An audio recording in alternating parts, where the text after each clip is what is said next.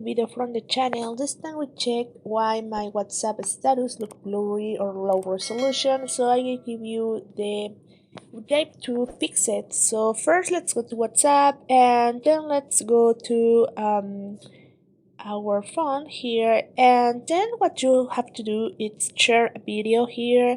So let's go to gallery and you can share here the video. What you have to do, so for example I will share this video here. So just wait a minute. I will share this one.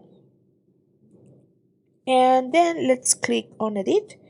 And what I will cut it, okay? So I will cut maybe 10 seconds and I will write HD, okay? And high quality.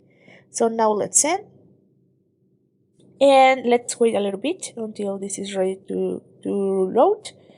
And when we send this to our phone, then let's click on our video, and then let's go to the top right corner there. Let's three dots and then let's click on share. And here on share you have to select WhatsApp. So you have to select WhatsApp business. So in this case let's get selected. Okay, so let's go to WhatsApp business. Now just share it, and then you have to click on my status and then click on send.